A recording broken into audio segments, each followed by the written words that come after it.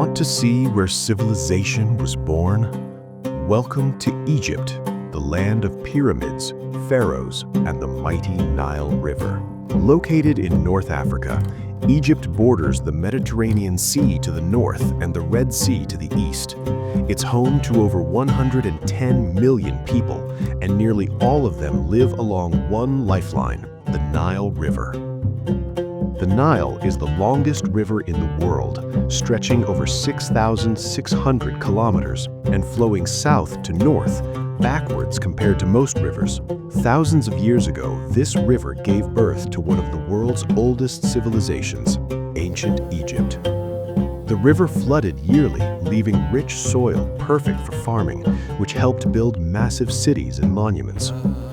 By the river's edge, the Egyptians built pyramids, temples, and tombs, and created the first centralized government, hieroglyphics, and paper from papyrus. The Nile wasn't just water, it was their highway, food source, and spiritual guide. Today, 95% of Egypt's population still lives within a few miles of the Nile. The capital, Cairo, is one of the largest cities in Africa, and nearby, the Great Pyramid of Giza is the last standing wonder of the ancient world.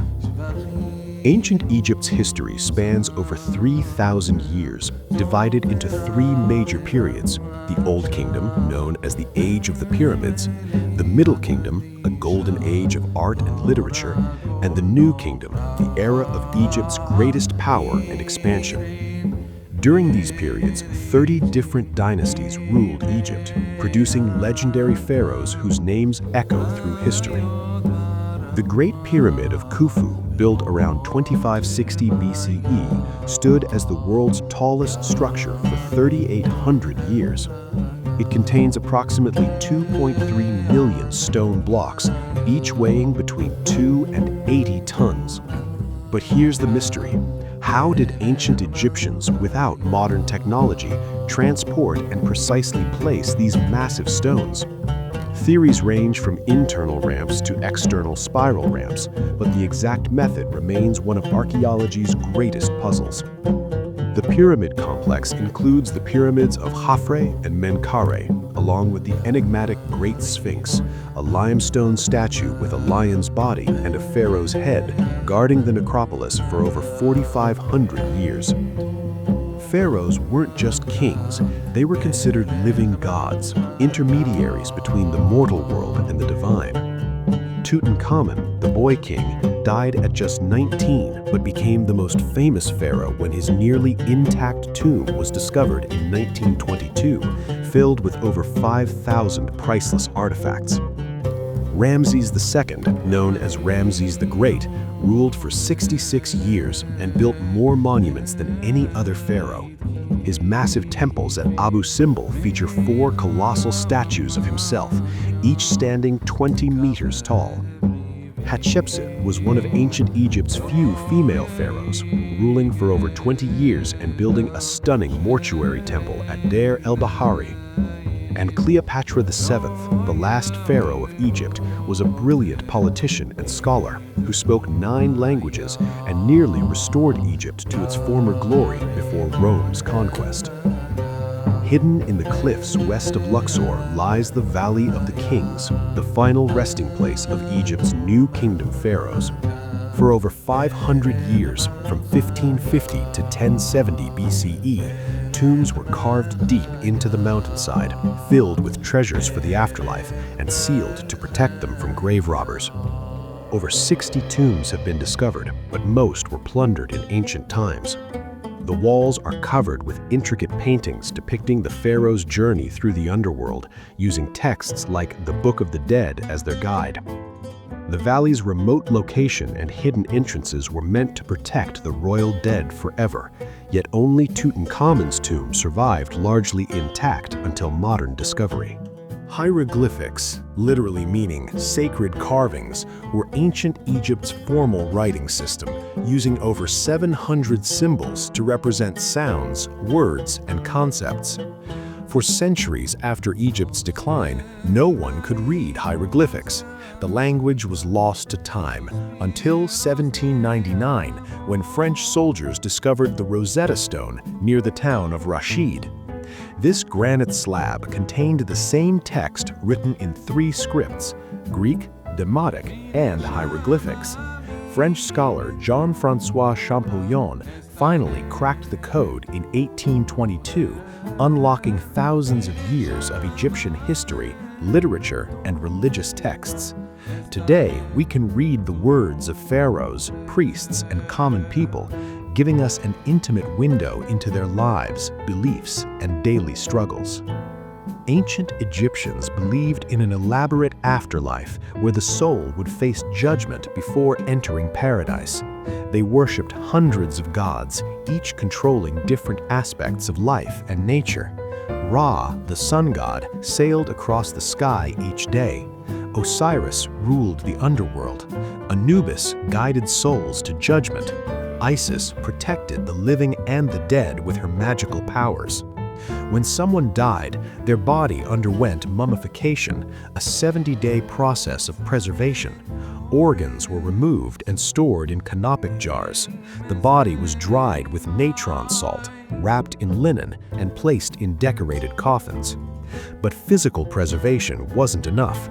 The deceased needed to pass the weighing of the heart ceremony. Their heart was weighed against the feather of Ma'at, goddess of truth and justice.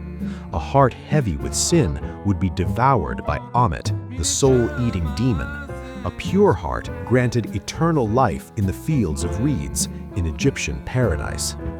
Egyptian temples weren't places of worship for common people. They were houses for the gods, where priests performed daily rituals to maintain cosmic order. The Karnak temple complex is the largest religious building ever constructed, covering over 200 acres. Its hypostyle hall contains 134 massive columns, some reaching 21 meters high, carved with hieroglyphs and originally painted in brilliant colors.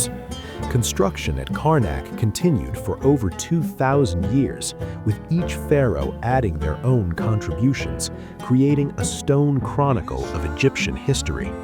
Luxor Temple, connected to Karnak by a 2.7-kilometer avenue of Sphinx statues, was dedicated to the rejuvenation of kingship. It was believed pharaohs were transformed into gods here. These temples weren't just religious centers, they were economic powerhouses, controlling vast lands, employing thousands of workers, and serving as banks, schools, and administrative centers. Beyond the grandeur of pyramids and temples, what was daily life like for ordinary Egyptians? Most people were farmers, working the fertile land along the Nile during the growing season and helping build monuments during the flood season when fields were submerged. Egyptian society was surprisingly progressive for its time. Women could own property, run businesses, and initiate divorce. Both men and women wore makeup, not just for beauty, but to protect their eyes from the harsh sun and as a symbol of religious devotion. Children played with toys remarkably similar to today's: dolls, balls, board games. The game of Senet, a favorite of pharaohs and commoners alike, is considered one of the world's oldest board games. Egyptians wore linen clothing. Cotton wasn't introduced until later. The wealthy adorned themselves with jewelry of gold, turquoise, and lapis lazuli.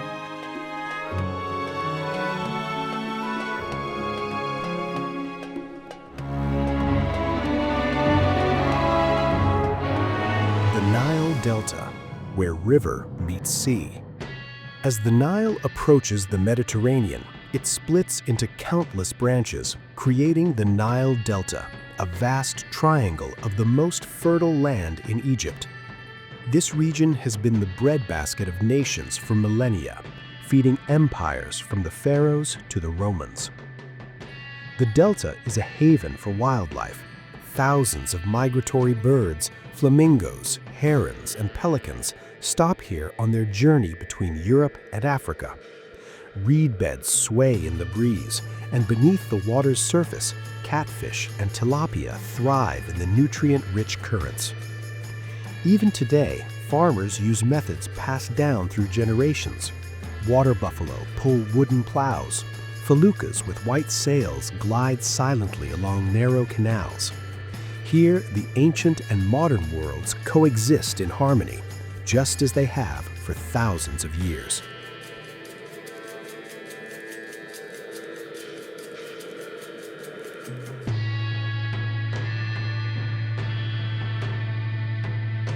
The Western Desert, an ocean of sand. Beyond the green ribbon of the Nile lies the Western Desert, part of the Great Sahara, the largest hot desert on Earth.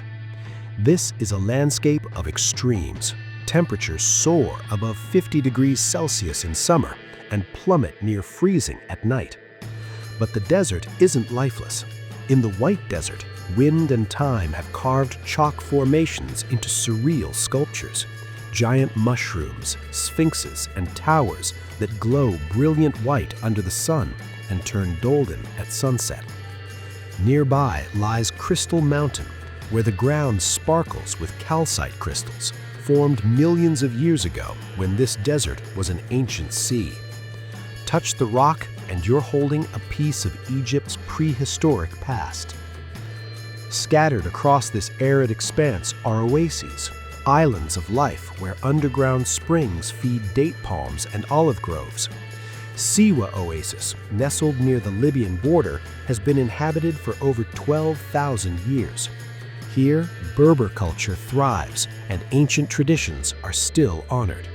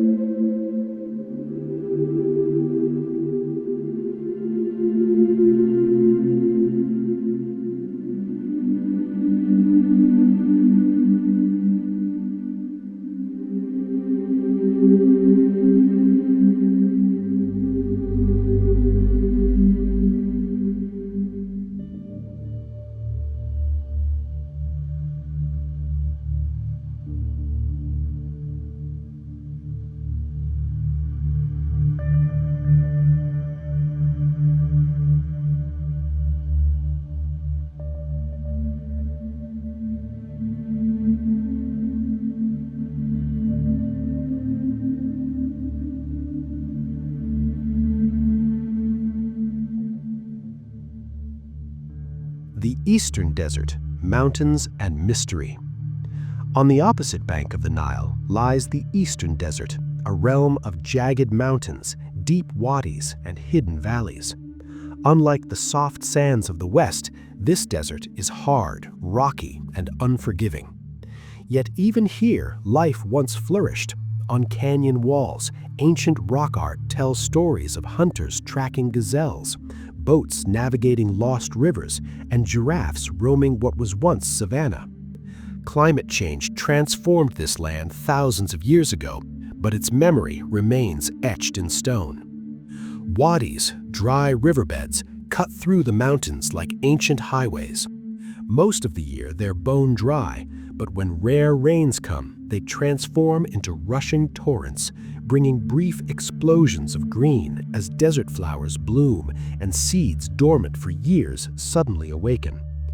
The Bedouin people have navigated these harsh lands for centuries, guided by stars and the wisdom of their ancestors. Their lives are woven into the rhythm of the desert, patient, resilient, and deeply connected to nature.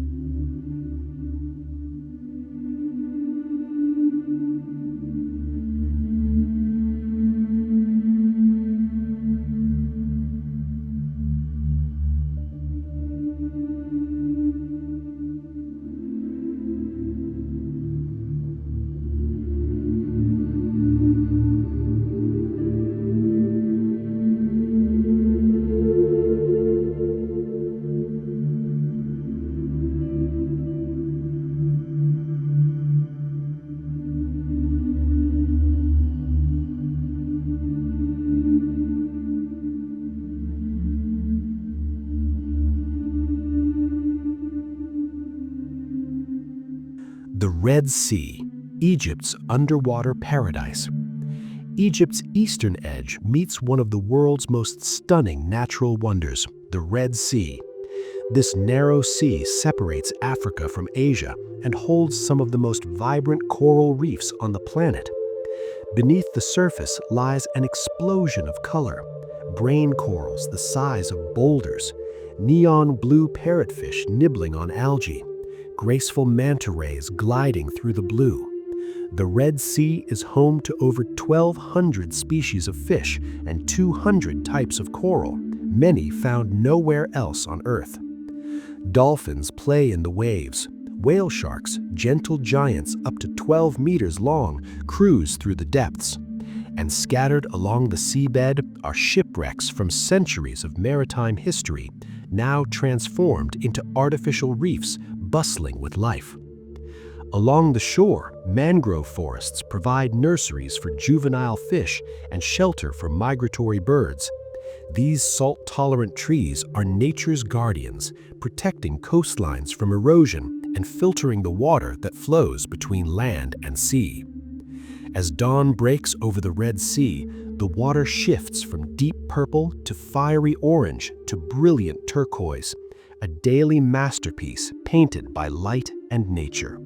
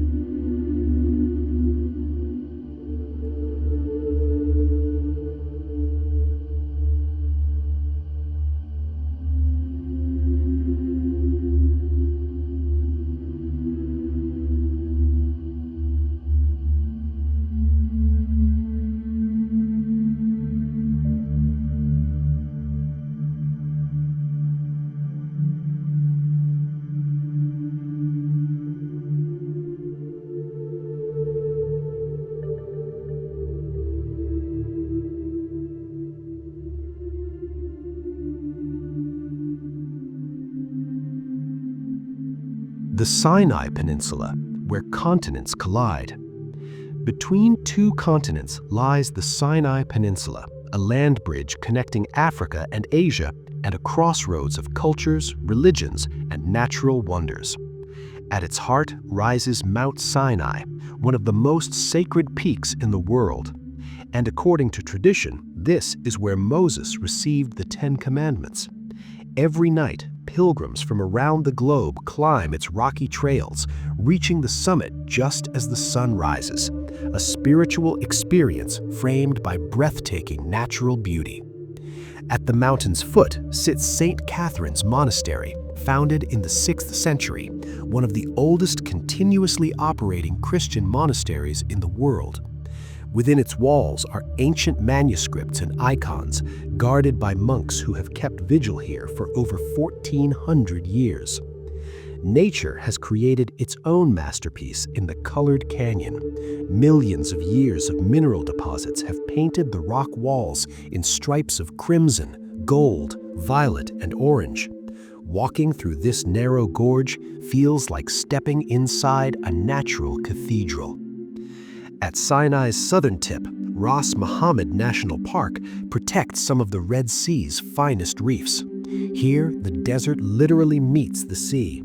Sand dunes cascade into crystal waters where underwater cliffs drop hundreds of meters into the deep.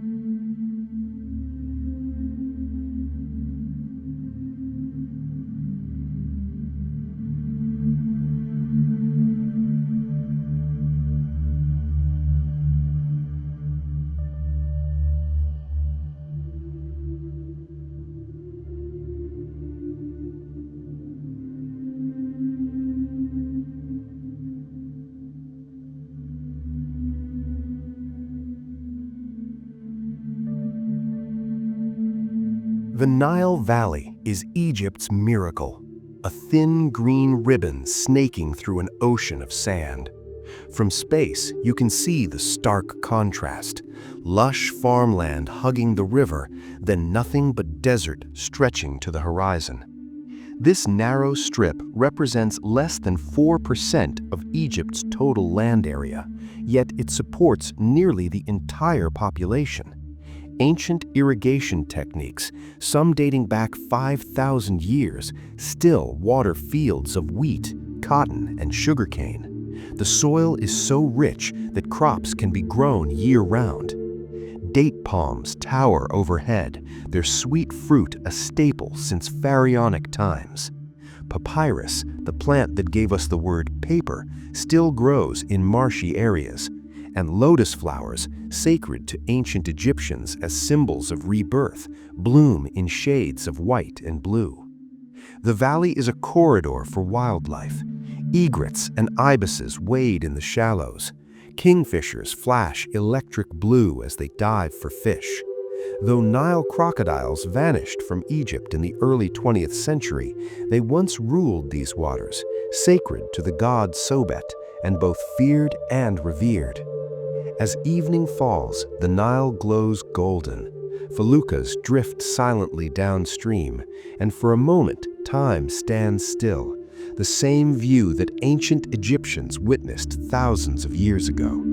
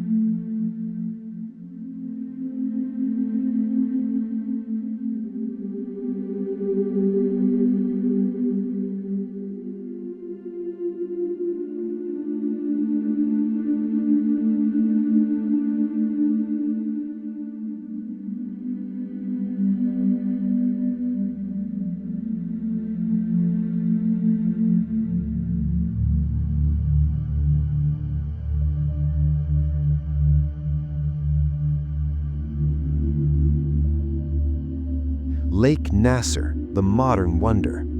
Behind the Aswan High Dam lies Lake Nasser, one of the world's largest artificial lakes, stretching over 500 kilometers into Sudan. Created in the 1960s, it transformed Egypt's relationship with the Nile. The dam ended the annual floods that had defined Egyptian life for millennia. It brought reliable water for irrigation, hydroelectric power, and protection from drought. But it also meant losing the natural rhythm that had renewed the soil each year. Yet Lake Nasser has become an accidental sanctuary. Nile crocodiles, nearly extinct in Egypt, have rebounded here. Great white pelicans nest on rocky islands, and where desert cliffs plunge into deep blue water, a new ecosystem has emerged, part river, part lake, wholly unique. When the dam was built, it threatened to submerge ancient treasures. In one of history's greatest rescue operations, UNESCO helped move entire temples, stone by stone, to higher ground. Abu Simbel, with its colossal statues of Ramses II, was cut into blocks and reassembled overlooking the lake.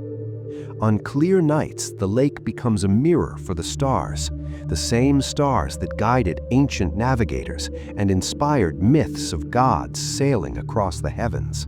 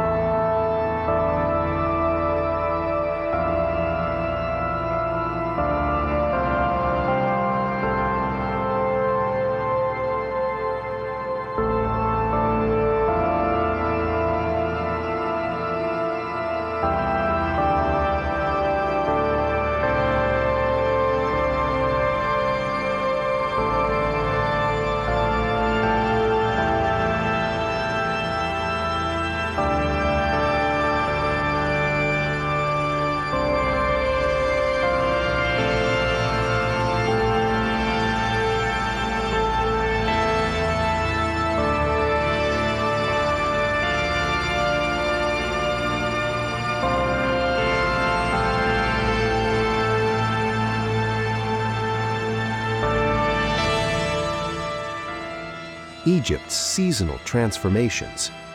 Egypt's natural beauty changes with the seasons. Summer brings relentless heat. The Khamsin winds carry sand from the Sahara, turning the sky ochre. Temperatures soar above 40 degrees Celsius, and life slows to a crawl during the blazing midday hours. Winter transforms the land. Temperatures drop to comfortable levels. Fields turn emerald green with new crops. Citrus fruits ripen in orchards, and Egypt's natural wonders, from coral reefs to desert canyons, become accessible once more. Spring occasionally brings rain to the desert. When it does, the landscape explodes with color. Wildflowers carpet the sand, purple desert hyacinths, yellow desert marigolds. Butterflies appear as if by magic, their eggs having waited years for this moment. Autumn is harvest season. Date palms are laden with golden fruit. Cotton balls burst open in snowy white. The Nile's water level drops to its lowest point, revealing sandbars where birds gather and ancient secrets sometimes emerge. Each season paints Egypt in different hues, but the essence remains unchanged, a land where nature and human history are forever intertwined.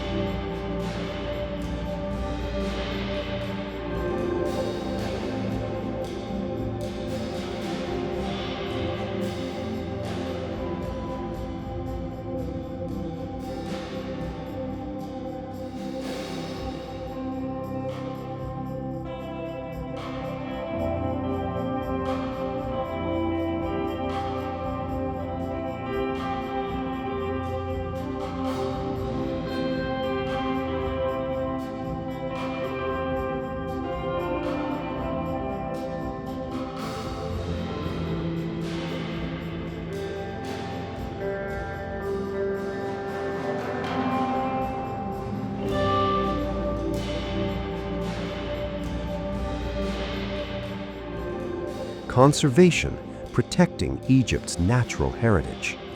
Egypt's natural wonders face modern challenges.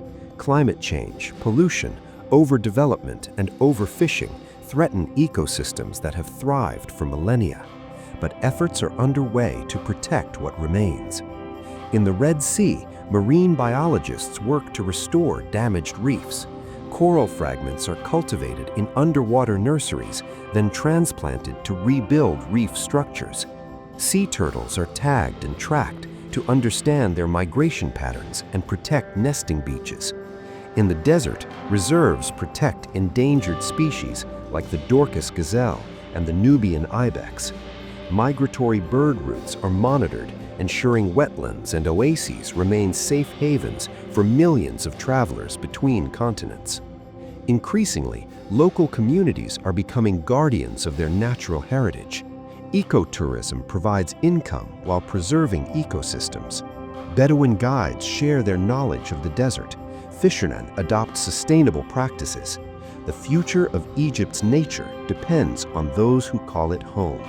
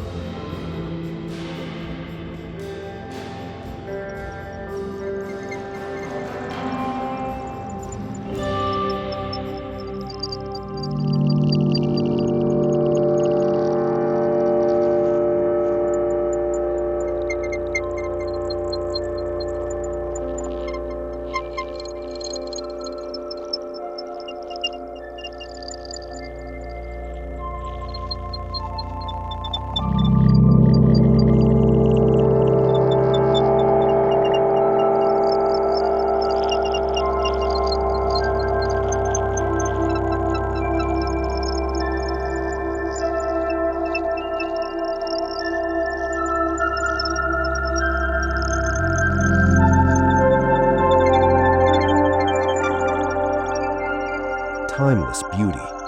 From the coral gardens of the Red Sea to the endless dunes of the Sahara, from the life-giving Nile to the sacred peaks of Sinai, Egypt is far more than pyramids and pharaohs.